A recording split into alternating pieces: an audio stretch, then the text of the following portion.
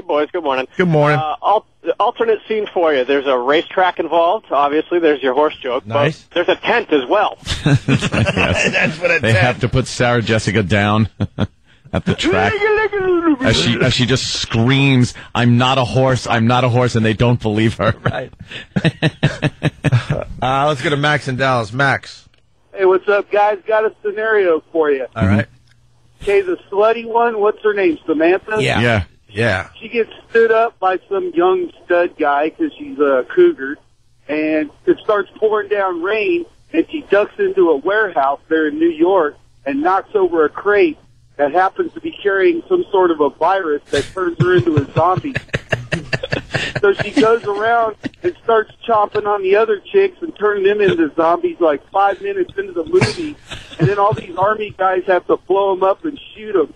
And I would go to see that, wouldn't y'all? Zombie Sex in the City? I'm there. I got my ticket. You know what? Yes. I'm calling Fandango. Yeah. You just have to do a zombie angle, and we're all going. That would be good. That's right. Thank you, sir. It's too morbid. Too morbid? Oh, Jimmy, do you have another one? It's not believable. No, I have a believable one. All righty. Is the girls realize their dreams about opening a ukulele factory in southern Iraq. They go there and they call it Four Hooves Ukulele Emporium, and they sell a ukulele to a local sheik, and it doesn't play well, so he has all four of them executed under a fig tree. At least that's more believable. Yeah. Sure. Yeah. And that's why Hollywood stinks, That's why Jimmy. They're not going to do something like that. You got to flip this movie, and then everyone will go see it instead of just the broads. They were actually high on that script, but Yeah. nobody could find a fig tree, so they had to scrap it. I have the It inside. got all the way up to the fig tree part? Oh, they actually shot a few scenes. They built the ukulele emporium. It cost like $40 million. It was just a big wait to- expense. Maybe see it on the DVD. Yeah. They might have some of those lost scenes from the earlier scripts, yeah. Jimmy, you got any more in you? Hopefully. They'll pop All right, up as the somewhere. morning I want goes. them to be believable, though, not Good. just junk. Yeah, I understand Yeah, that. not just garbage. And let's not forget about this great website. It's called SarahJessicaParkerLooksLikeAHorse.com. Oh, it's up on O&A Radio? Yeah. All right, very, very good. All right, changing gears for a little bit. We're obsessed with this movie. We'll go back to it. Maybe with Bill Burr, we'll get his take on this whole phenomena with these broads. Yeah. Back to that Sarah Jessica Parker movie. I thought the Coen brothers should have directed it and called it No Box Office for Old Hooers. Can I say that? Sure. What they are. Yeah. Well, Sex in the City, my God, it's finally here, Anthony. The wait is over. Finally. Can I tell you the plot points we discussed yesterday? I tried a couple of them on stage. They were a massive hit. Oh, really? The rocket ship one, everyone got it. They were Wow, really? Yeah. Well, the bid yesterday, and Rocket ship. you were at the Comedy Cellar, right? Yeah. Dude, So for the most part, they're not listeners of this radio show, so they're hearing it cold they're hearing it for the first time. Sure. Basically, yesterday we said that Sex and the City blew it, and they made a movie that only broads are going to go to. Yeah, now they're commenting on the news that that same thing. They're saying only women are going to this movie. Look at us, we're leaders, man. Yeah, we know. We were a day ahead of this whole thing. And Jimmy came up with other scenarios for the Sex and the City movie that would bring guys to see this movie. Our favorite one, Ant and I said, that basically you don't tell anyone, but it's a serial killer movie. Yeah. It's Sex and the City, and they're doing their dumb Sex and the City crap. And then all of a sudden there's a serial killer that picks them off one by one in horrific ways. And then the word gets out, because the first weekend all the women will go see it, but then the word gets out that, oh no, guys, you got to see this movie. The blood, the gore, the serial killer, the action. Yeah. And then you got a huge hit on your hands. All the women will go thinking it's just Sex in the City. Right. They'll be horrified, but yeah, they'll make their money already. They'll pay their money. Sure. And then the guys will find out, oh, it's a serial killer movie. Right. All right, I'd like to see these broads get murdered. And then they make the guys money. And then Jimmy came up with a bunch of other scenarios for the Sex and the City movie. I like this one, that they start to quarrel in the movie. Like, all of a sudden, they're all in the house. They're playing some kind of a weird card game. And the UPS man comes, and it's Yaphet Kotto. Oh, no. And they all become sexually obsessed with him. And they're fighting for his affections. And they all pull guns on each other. And they just kill each other like at the end of Reservoir Dogs. And that's the end of it. Hey. And like he's standing there with a box and he goes, so no one going to sign for this package? And he just walks out with the box. And the movie is exactly 11 minutes long. It's an 11-minute long film. It just stops. Well, thank God. Sex and the City is finally here. The movie opens today on 3,300 screens. The headline on Drudge reads, not a man to be seen at movie open. Yep. Because I guess what? The movie started showing last night at midnight? Midnight. And they couldn't find one guy that went to see this movie. It opened last night. Channel 11 did a little report, and they had to talk to some of the women coming out of the movie.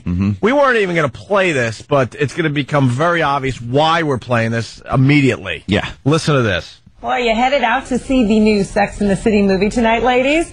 Well, don't... Watch Jimmy's face, by the way. He's going to freaking puke. Yeah. Listen closely, Jim. I may surprise you. Well, are you headed out to see the new Sex and the City movie tonight, ladies? Well, don't try to bring your boyfriend. Or husband, for that matter. Looks like the average man has no desire to sit through 2 hours of Cosmos, stilettos, and female bonding and all fashion stuff. And Tamsin Fidel live at Regal Cinemas in Times Square with more. Tamsin. Well, good morning. My husband has no choice. He is sitting through it, hopefully this weekend. Oh. Did you hear her? She just emasculated a man live on the air. You just heard her emasculate her husband. Hear that? She said he has no choice. He is sitting, and the worst part is he's in a wheelchair, which is inappropriate. I'll put a stick in his spokes, and he'll laugh. He'll watch. If you meet him at the party, like, hi, Tamsin, and she goes, this is my husband, go, how you doing, cuckold? How was Sex in the City? Yeah, hey, cucky, how was it? Yeah, like his friends aren't laughing at him today. Like, Oh, so, how was it? saw your wife on TV this morning. Yeah. So, you're going to be sitting through it, huh? I'd put the popcorn box in my lap and do the old gag with it. Yeah. Here, cut the hole in the bottom. Have some popcorn.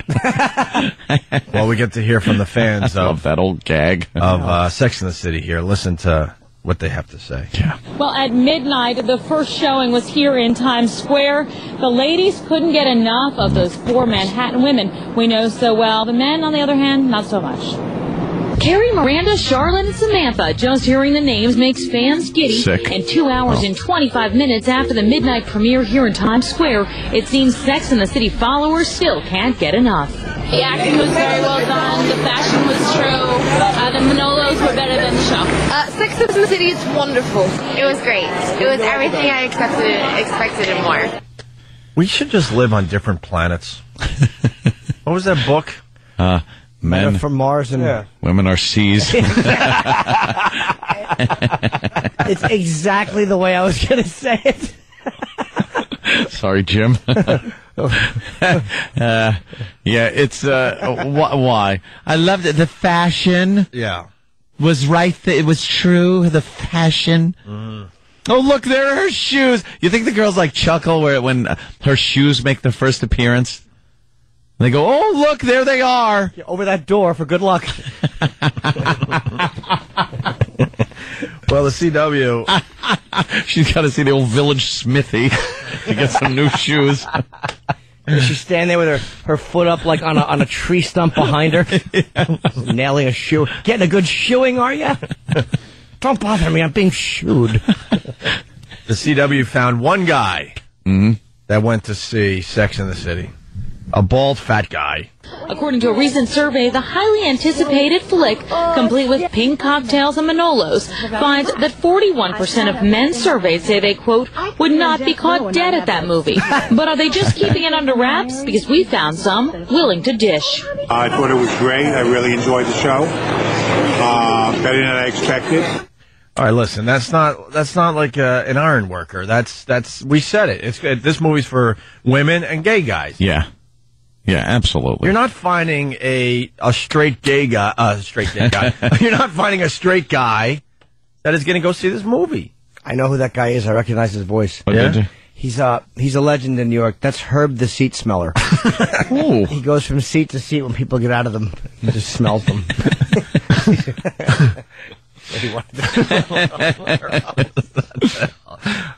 You didn't get sleep last Dude, night, I've did been you? up. I've been up for almost.